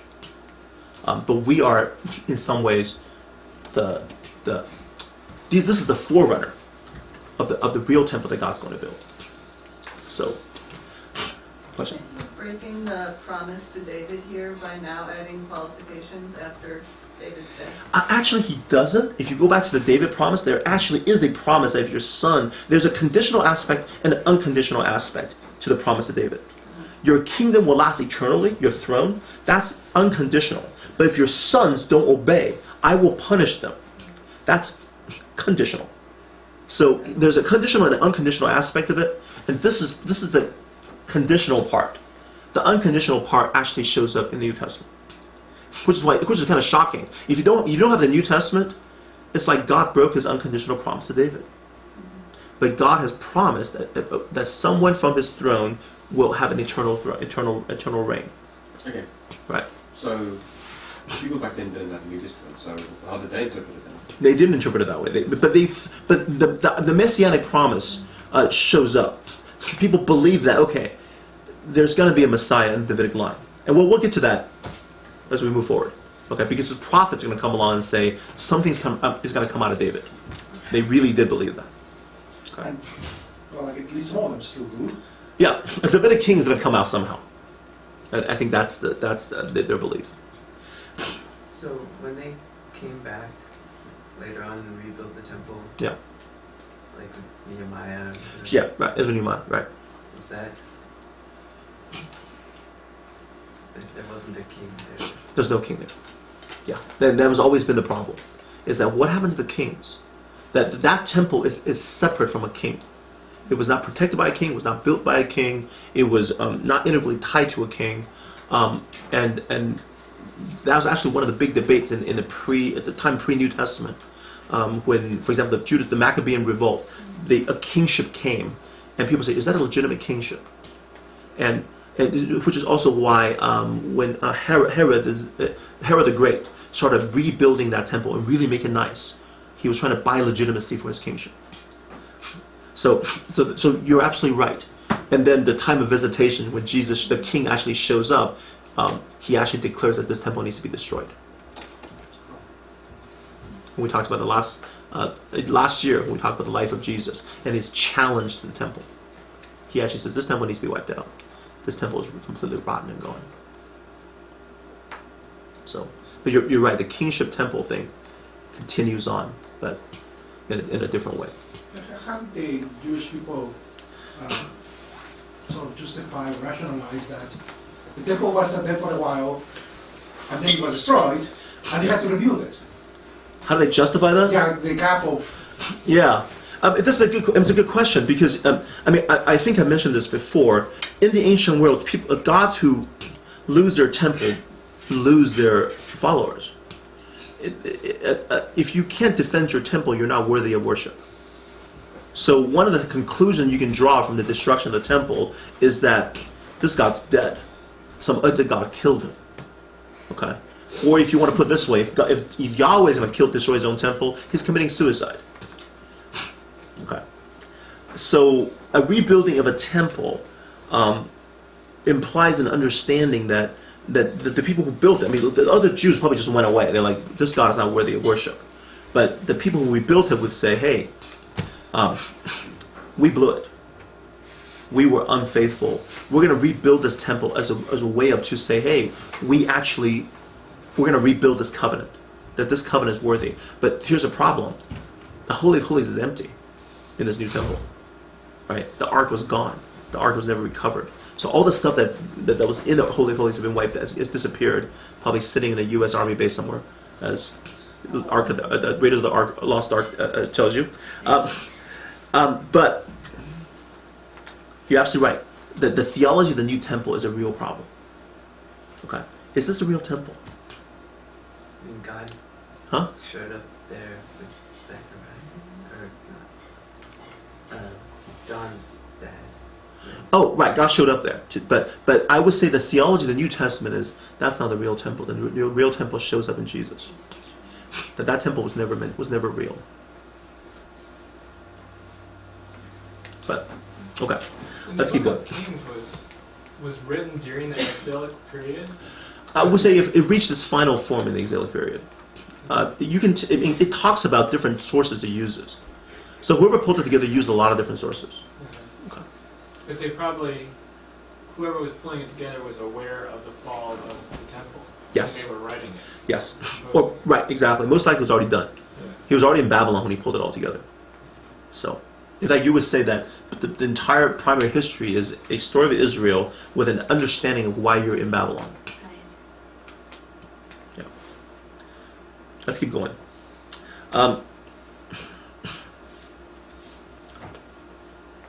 The tragic failure of Solomon's reign. You know, the Davidic kings all have the same problem. Women. They have the problem. The women don't have problems. But they have problems with women. So David has problem with Bathsheba, Amnon with Tamar, and here's King Solomon loved many foreign women besides Pharaoh's daughter. Moabites, Ammonites, Edomites, Sidonites, Hittites, They were from nations about which Yahweh had told the Israelites, you must not intermarry with them, because they will surely turn your hearts after their gods. Which is very interesting. This is not about racism. Don't marry foreign women. It's about practice. That you marry these type of women, you will go to them instead of them coming to you. And whereas a Ruth story is very different. You have a Moabite there who actually became a Yahweh believer, and there's no problem marrying her. Right? So here Moabite's listed as don't intermarry with Moabite, because the Moabites was part of the Canaanite tradition that had a very, actually sick and perverted form of worship. And so if you marry them, you're going to end up following theirs. But there's no rebuke against Ruth. So that's the reasoning. Nevertheless, Solomon held fast to them in love. He has 700 wives. Wow. Of royal birth and 300 concubines. He had 1,000. There's a difference there, right there. Yeah. Wives and concubines. There is a difference, yes. There's a difference there. Different words there. And his wives led him astray. Solomon grew old. His wives turned his heart after other gods, and his heart was now fully devoted to Yahweh his God, as the heart of David his father had been. He followed Ashtoreth, the goddess of the Sidonians, Molech, the detestable god of the Mammonites. Detestable because Molech does child sacrifice. And so Solomon did evil in the eyes of Yahweh. He did not follow Yahweh completely as David his father had done. Okay. So the story falls apart. David at least repents. The next son, there's no repentance. Just kind of, that's how the story ends. So that's what they mean by the heart of David, and that he repented. He was always toward God. He wasn't. So he had one bad move, which spiraled into a big mess. But he didn't worship other gods. He still had only one God. I think that's what you mean by faithfulness and loyal to God. He was not, and this is where I come back to the Old Testament standards for God. They allowed a lot of sins and a lot of rebellion, as long as you still wanted God. And so David is still somebody whose heart is after God, even though he was a murderer and a rapist. It's wild. Okay, it's a very different understanding in the Old Testament about what God wants. But Charles, at Yes. some point, there has been a major falling. It's not just that one event, right? That one event is kind of an archetype of just how tremendously everything else had seemed to be going wrong in David's life and his heart for a while, and then. So no, you. I would say it's he couldn't even recognize the parable that was about him. He had become so inured to life as it was. Yeah, there was something wrong with David, but we're not sure what. That's one of the questions you can sort of ask is where's the turning point? It didn't seem to have one. The story told you about David's collapse, but it didn't tell you how. And the only thing I can say is it's something about kingship. It's something about kingship. So. Drunk with success. I'm sorry? Drunk with success. Or... Yeah, drunk with success, drunk with power, just got used to power. But it didn't say that either. So, I'll keep going on Solomon's reign. On a hill east of Jerusalem, Solomon built a high place for Chemosh, the detestable god of Moab, and for Molech, the detestable god of Ammonites. Did the same for all his foreign wives and burned incense and offered sacrifice to their gods. Yahweh became angry with Solomon. Let me just go down a bit. So Yahweh said to Solomon, since this is your attitude and you have not kept my covenant and my decrees, which I commanded you, I will most certainly tear the kingdom away from you and give it to one of your subordinates. Nevertheless, for the sake of David your father, I will not do it in your lifetime. It's like, once again, how come Solomon gets away with it? I will tear it out of the hand of your son. Yet I will not tear the whole kingdom from him, but I will give him one tribe for the sake of David, my servant, and for the sake of Jerusalem, which I have chosen. So Solomon screws up, and God said, okay, we're going to split the kingdom. Sorry, go ahead. Is a punishment, a solution? I would not say solution. Okay. He tries to do the same thing with Jeroboam, the first king of the north. And what he tries to do is he says, look, you're going to be a new David. If you're faithful to me, I will establish your throne in the northern kingdom. We're going to pull this off all over again. And of course, Jeroboam doesn't come close to following God. And that was a problem. And so you see what happens here is that during the time of David and Solomon, Israel's here, the blue. Philistia was pretty much under Solomon's. Solomon pretty much just wipes them out and have it under their thumb. Phoenicia was an ally. These are small countries nearby that paid tribute during the time of Solomon. Okay, if you want to put it this way, this is a pretty significant empire. It also happened during around 1000 to around 900 BC, in which it was weak, and the Babylonian period area, the Tigris Euphrates, the Mesopotamian area was divided. There was no major organized empire on those two ends. So you had a time of prospering of Israel, and they controlled the trade routes. So it was kind of a mini empire that was being developed, and they split. The northern part of the kingdom becomes called Israel, which is just horrible. And the southern part is called Judah. And then Philistia is causing problems. All these guys started breaking away. And instead of becoming a kind of a dominant empire, they become two small nations in the middle of a bunch of competing nations. And all of them are going to get wiped out by the big boys when they show up. Okay, the big boys are up here. And the big boys are down here. Okay. A couple comments. Now, I don't have time to talk about Jeroboam, the sins of Jeroboam. It's a long story. Quick summary of the two nations. The northern kingdom, Israel, had 20 kings, 9 dynasties, which is a bad sign. 7 kings assassinated. 20 kings did evil. That's 20 out of 20. That was just bad all the way around. The southern kingdom, Judah, had 19 kings and 1 queen, 2 dynasties. Davidic dynasty all the way through, there was kind of a slight in between where the queen took over, and she's not from the Davidic line. And that was a weird situation going on there. 5 kings assassinated, which means it's slightly more politically stable. 8 out of 19 or 20 rulers did right, which is better than nothing. Okay. So I'm going to jump over a lot of good stuff here. Okay. You're going to see that, especially in the northern kingdoms, you're going to have these incredible prophets like Elijah and Elisha. And instead of Nathan, who says something to the king and the king repents, nothing of the sort is going to happen. Elijah is going to directly challenge the king, and they're going to have this major showdown. Elisha is going to come along, and before you know it, the kings are going, that guy is dangerous. We need to take him out. And they're going to try to kill the prophets, and it's just it's a big mess. They become so powerful, these prophets. Okay.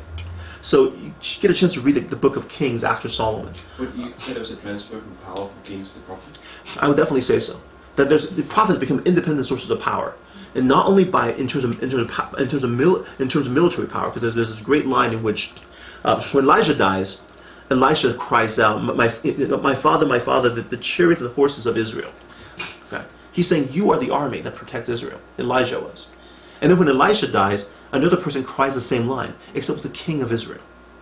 One of the kings of Israel at the death of Elisha says, my father, the kings and the chariots and horses of Israel." I mean, even the bad Israelite king was recognizing that these prophets are the powers that protect our nation. Okay, and they were doing things against other countries that were like, baffling kind of things that were happening. Okay, I'm jumping ahead a little bit, but the prophets knew the wrong. And The they prophet- were corrupted, like. That's a good question. I would say, is that entirely true? Some of the prophets had problems. Elijah had some problems. He pretty much wanted to quit. He had enough, wanted to quit. And God says, okay, fine, you can quit. You can find a replacement for yourself. But you're right. Most of the prophets are pretty strong figures. And we would say they were kind of empowered by the Holy Spirit to be God's spokesman. So you're right. They are not treated as corrupted figures in the Old Testament. Charles? Yes. What would I do if I was in Israel and I'm not king or prophet?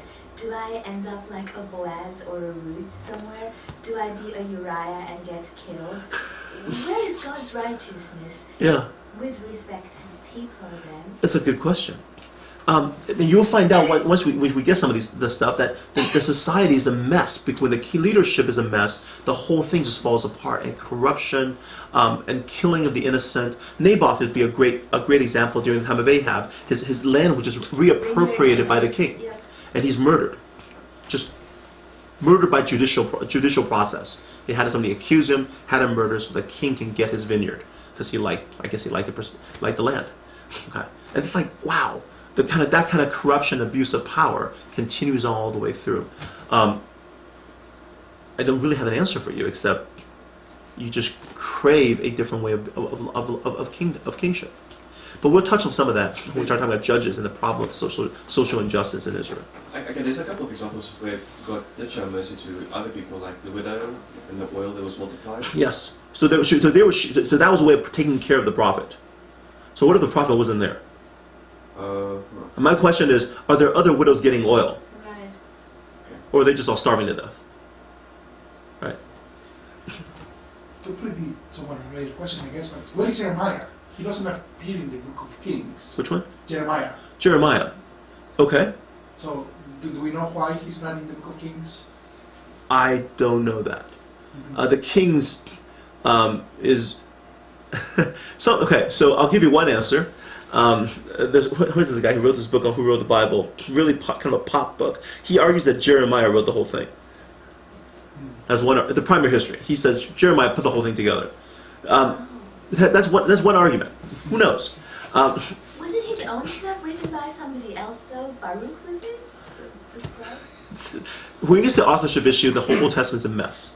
And we can spend a lot of time guessing, and at the end we're still circling around in space. I tend to avoid that question because you end up thinking, put it this way, as my professor used to say, that's a story you can tell. And there's a lot of other stories you can tell. We're all telling stories for a very simple reason.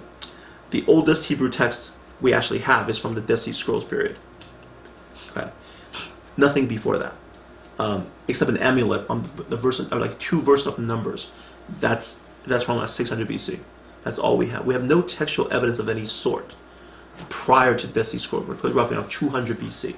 We have nothing before that will tell us who wrote what. So that's really kind of where I stay. You know what? There's not a lot of precision we can offer. It's just a lot of guesses. The storyline continues. The north was destroyed. They were forcibly removed by Assyrians and became mixed with another nations. They disappeared. The Assyrian foreign policy was to relocate people to prevent rebellion. So we just move people around. We take these people, move them over there, take these people, move them over here. They don't know the land, they don't know the language, it's a big old mess. You destroy any kind of cultural or kind of institutional loyalty that you may have before. As a result, you will be compliant, and you will be docile, and you will do what we tell you. That was the Assyrian foreign policy. So when they invaded and knocked down the north, that's what they did. How would that work? Sorry? How would that work? How would that work? Well, Assyria's power did not last long, but their failure was not their outside. Their failure was failure to control what's going on in Mesopotamia. Mm-hmm. Babylon knocked them out. So another city-state in the area arose and took them out. And also they had internal weaknesses. So they split. They had their own problems. I mean, I can see how the new people wouldn't care about the king either, right? If they have no loyalties. True, but they can't organize. The key is to destroy the ability to organize in a rebellion. You can either rule the peoples through existing lines of structure, or you can destroy all that, but then what happens is you lose efficiency. It's a mess. So I would say, there are other people who did very different things. So we're actually going to see 3 different, you'll see Assyrians was the mix, which I think created major economic problems. The Babylonians' approach was to do brain drain, suck all the elites into Babylon. What happens outside, the heck with you guys, I don't care what happens out. There's all farmers. There's no elites, there's no industry, nothing. And we're going to pull them out to Babylon. And then the Persian approach was to empower local areas. And it's for that reason the Persian Empire really was long-standing. Persian Empire lasted hundreds and hundreds of years, all the way until Alexander the Great's invasion, and that was purely military. They did not collapse on their own. The Persian Empire was actually very stable and very powerful. Cyrus is anointed. And the reason was to empower local structures. Be obedient to me, establish your own culture, your own language, your own religion. We're okay with all of that. And that actually was a successful plan. It was much better a run than the Babylonian, the Assyrian approaches. Okay. A quick text on this. All right, I think we're running out of time. Let's not read all this. this is you can get to the 2 Kings 17, you will see the destruction of Israelites. Why God wiped them out. It's kind of a summary statement of the destruction of the northern kingdom. They basically, verse 10, they set up sacred stones and Asherah poles on every high hill and every spreading tree. At every high place they burned incense, as the nations whom Yahweh had driven out before them had done. They did wicked things that aroused Yahweh's anger. They worshiped idols. Okay, so they did all this and they were taken out. It's interesting, that I find interesting is that sort of the book of Isaiah, sort of like a big prophet. Yeah. And then he's like mentioned like in 1 or 2 lines there or something. Yeah. Well, hey, they have their own books. So let's so this is how it ends. And then we have I want to end our discussion of the rebellion of the kings with 2 different kings, Manasseh and Josiah. Israel was destroyed in 722, around 698 to 644, a period of 54 years. Judah had the worst king ever, named Manasseh. And we need to understand this a little bit. This is really how the story ends. Manasseh was 12 years old when he became king, and he reigned in Jerusalem 55 years. His mother's name was Hephzibah. He did evil in the eyes of Yahweh, following the detestable practice of the nations Yahweh had driven out before the Israelites. He rebuilt the high places his father Hezekiah had destroyed. He also erected altars to Baal and made an Asherah pole, as Ahab, king of Israel, had done. He bowed down to all the starry hosts and worshipped them. He built altars in the temple of Yahweh. Okay. Of which Yahweh said, in Jerusalem I will put my name. In the 2 courts of the temple of Yahweh, he built altars to all the starry hosts. He sacrificed his own son in the fire. Practiced divination, saw omens, and consulted mediums and spiritists. He did much evil in the eyes of Yahweh, arousing his anger. He took the carved Asherah pole he made and put it in the temple. Okay. By the way, Asherah pole is a phallic symbol, right? So it's a fertility symbol. Of which Yahweh has said to David and his son Solomon, in the temple in Jerusalem, which I have chosen out of all the tribes of Israel, I will put my name forever. I will not again make the feet of the Israelites wander from the land I gave the ancestors, if only they will be careful to do everything I commanded them, and will keep the whole Torah that my servant Moses gave them. But the people did not listen. Manasseh led them astray, so that they did more evil than the nations Yahweh had destroyed before the Israelites. So they're worse than the Canaanites now. Yahweh said through his servant the prophets, Manasseh, king of Judah, had committed these detestable sins. He has done more evil than the Amorites who preceded him, and has led Judah into sins with his idols. Therefore this is what Yahweh, the God of Israel, says. I am going to bring such disaster on Jerusalem and Judah that the ears of everyone who hears of it will tingle. I will stretch out over Jerusalem the measuring line used against Samaria, that's the northern kingdom's capital, and the plumb line used against the house of Ahab. I will wipe out Jerusalem as one wipes a dish, wiping it and turning it upside down. I will forsake the remnant of my inheritance and give them into the hands of the enemies. They will be looted and plundered by all their enemies. They have done evil in my eyes and have roused my anger from the day their ancestors came out of Egypt until this day.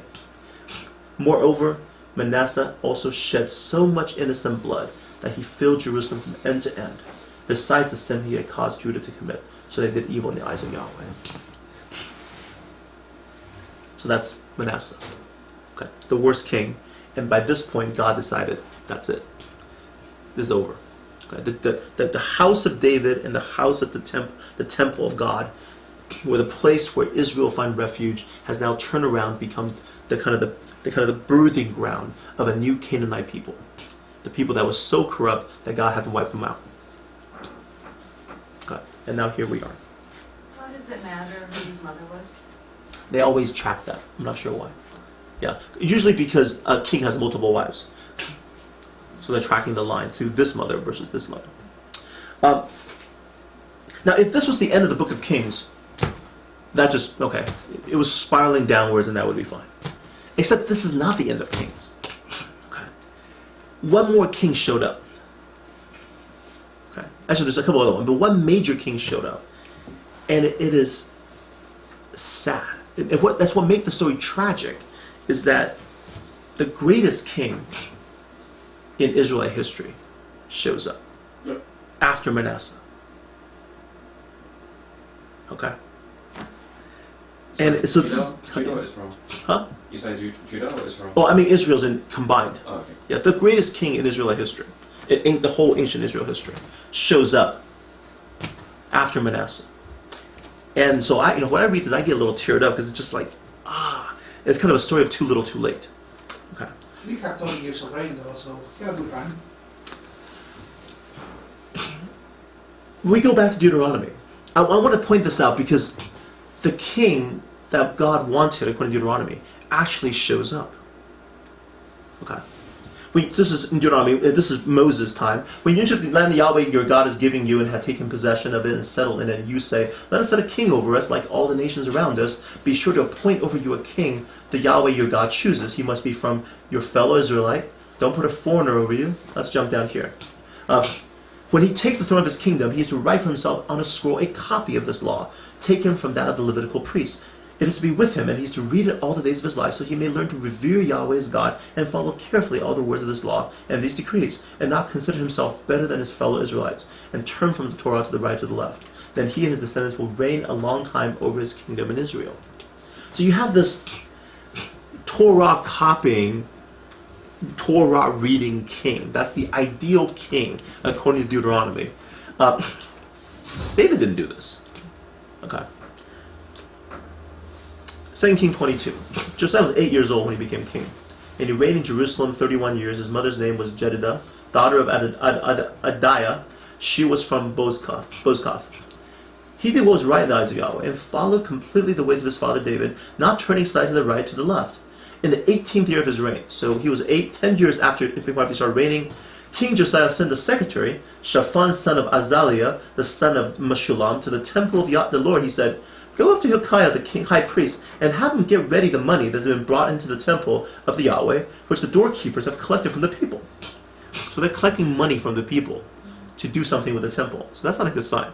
Okay, the money is not being funded. The temple is not being properly funded. They have to do collections. Have them entrusted to the men appointed to supervise the work on the temple, and have these men pay the workers who repair the temple of Yahweh. Another bad sign. Okay, the temple is falling into disrepair at this point. The carpenters, the builders, the masons, and have them purchase timber and dress stone to repair the temple. But they need not count for the money entrusted to them, because they are honest in their dealings. So we have this beginning of this story in which king sends secretary, go over there, give them the money, get them to do the worker, and don't worry about the money. Trust the workers; they're honest. Okay. Hilkiah, the son of the high priest, said to Shaphan, the secretary, "I have found the book of the Torah in the temple of Yahweh."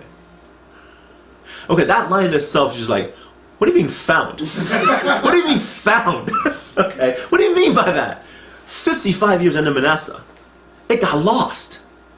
Nobody read it.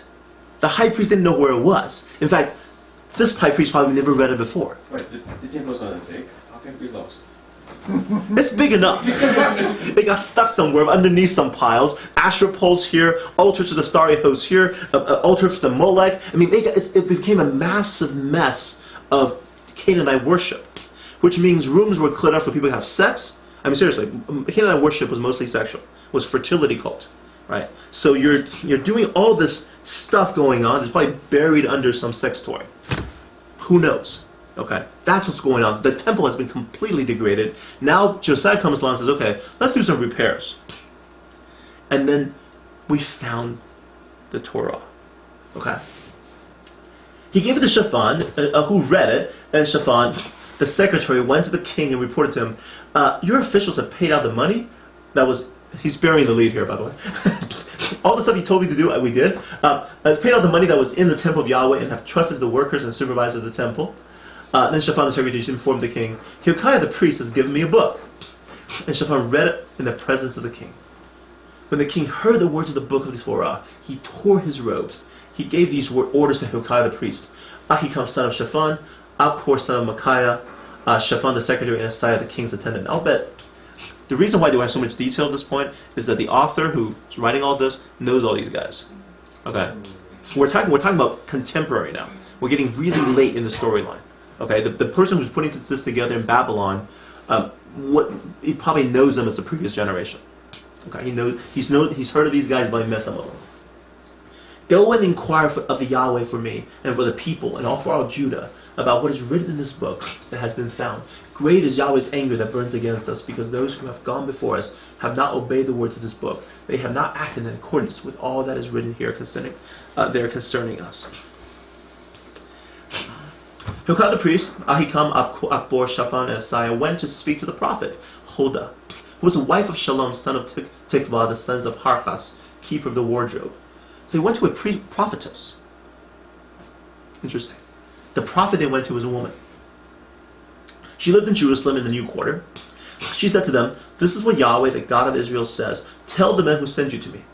This is what Yahweh says. I'm going to bring disaster on this place and its people according to everything written in the book the king of Judah has read. Because they have forsaken me and burned incense of their gods and aroused my anger by all the idols their hands have made, my anger will burn against this place and will not be quenched. Tell the king of Judah, who sent you to inquire of the Yahweh, this is what Yahweh, the God of Israel, says concerning the words you heard. Because your heart was responsive and you humbled yourself before Yahweh when you heard what I've spoken against this place and its people, that they would become a curse and be laid waste. And because you tore your robes and wept in my presence, I have heard you, declares Yahweh. Therefore I will gather you to your ancestors, and you will be buried in peace. Your eyes will not see all the disaster I'm going to bring on this place." So they took her answer back to the king. "I'm going to reward you by killing you off." Okay. Josiah, you're going to be lucky. You're going to miss this. Now, it's important to realize that everything Josiah does after this was in full knowledge of what the prophet has said. Okay. Then the king called together all the elders of Judah and Jerusalem. He went up to the temple of Yahweh with the people of Judah, the inhabitants of Jerusalem, the priests and the prophets, and all the people from the least to the greatest. He read in their hearing all the words of the book of the covenant, which had been found in the temple of Yahweh. The king stood by the pillar and renewed the covenant in the presence of Yahweh, to follow Yahweh and keep his commands, statutes, and decrees with all his heart and all his soul, thus confirming the words of the covenant written in this book. Then the people pledged themselves to the covenant. We had a covenant renewal ceremony. Right? The king ordered Hilkiah the high priest and the priests next in rank and the doorkeepers to remove from the temple of Yahweh all the articles made for Baal and Asherah and all the starry hosts. He burned them outside Jerusalem in the fields of the Kidron Valley and took the ashes to Bethel. He did away with the idolatrous priests appointed by the kings of Judah to burn incense on the high places of the towns of Judah and on those around Jerusalem. Those who burned incense to Baal, to the sun, to the moon, to the constellations, and to all the starry hosts. He took the Asherah pole from the temple of Yahweh to the Kidron Valley outside Jerusalem and burned it there. He ground it to powder and scattered the dust over the graves of the common people. Tore down the quarters of the male shrine prostitutes that were in the temple of Yahweh. So they had male prostitutes in there. The quarters where women did weaving for Asherah. Josiah brought all the priests from the towns of Judah and desecrated the high places, from Geba to Beersheba, where the priests had burned incense. He broke down the gateway at the entrance of the gate of Joshua, the city governor, which was on the left of the city gate. Okay. Massive religious reform. Okay. Covenant renewal. And then something shocking. The king gave this order to all the people: celebrate the Passover to Yahweh your God, and it's written in the book of the covenant. Neither in the days of judges, who led Israel, nor in the days of the kings of Israel and the kings of Judah had any such Passover been observed. Not even David? Nobody did Passover. It's like, what? Okay. Joseph's like, wait a minute, it's here. You gotta remember Jerusalem. You gotta remember Egypt, right? So in the 18th year of King Josiah, the Passover was celebrated to Yahweh in Jerusalem. Right, we can skip down a bit about how much cleansing he does. Verse 25. Neither before nor after Josiah was there a king like him who turned to Yahweh as he did, with all his heart, with all his soul, with all his strength. Comes straight out of Deuteronomy 6, right? Hear, O Israel, the Lord your God. Love him with all your heart, all your soul, and all your strength. In accordance with all the law of Moses. Nevertheless, Yahweh did not turn away from the heat of his fierce anger, which burned against Judah, because of all that Manasseh had done to arouse his anger. So Yahweh said, I will remove Judah also from my presence, lest I remove Israel, and I will reject Jerusalem, the city I chose, and this temple which I said, my name shall be there. As for the other events of Josiah's reign, what all he did, are they not written in the book of the annals of the kings of Judah? While Josiah was king, Pharaoh Necho, king of Egypt, went up to Euphrates River to help the king of Assyria. King Josiah marched out to meet him in battle. Necho faced him and killed him in Megiddo. Josiah's servant brought his body in a chariot from Megiddo to Jerusalem and buried him in his own tomb. And the people of the land took Jehoahaz, son of Josiah, and anointed him and made him king in place of his father. He ruled for 31 years. He died at 39. Pretty early death. And that's a blessing from the prophet. Tragedy, a tragic ending. It's like finally the king you're waiting for shows up. But it's too late. I'm not going to go over the rest of all this stuff. Judah destroyed, 586, Babylonian exile. You know about all that. And we have come to the end of the story. Primary history ends this way. God creates a people. He gives them his law. He provides them with a land. He gifts them with kingship. The people rebel, and God sends them to exile. That's the story of Israel. Right? And if you note, it is also the story of the Garden of Eden. God creates Adam and Eve, tells them, do not eat, puts them in the garden, allows them to rule the creatures. They rebel, they're exiled. The story of Israel, the Garden of Eden is a microcosm of the story of Israel. Or move the other way around. The story of Israel is kind of an expanded version of the story of the Garden of Eden. The story of the Garden of Eden is a story of humanity. The story of Israel is what happens. It's the same story, except this time God shows up and tries to do something with it, and it doesn't work. And we have two repeating stories in the Old Testament. Okay. And we have some unanswered questions at the end of Kings. What is God going to do about the rebellion of the world? What is God going to do about Israel's exile? Will God rebuild the kingdom of Israel? Is he going to give up? How will the future kingdom be different if he does rebuild? How will the people keep covenant? Who will be the king? How will the king be different? These are the kind of questions that primary history is really launching. It's all the different themes of kingship, the corruption, all the themes of human rebellion, all the themes of a distancing that can God live with people? It's all showing up, and how is that all going to be resolved at the end? Okay? What is the ending to the story? Okay. Those are the unanswered questions of primary history, and that's what we're going to try to answer a bit more when we start looking at prophets. Okay? Because the prophets are going to comment about the story, and they're going to point at the solutions. Okay. Questions?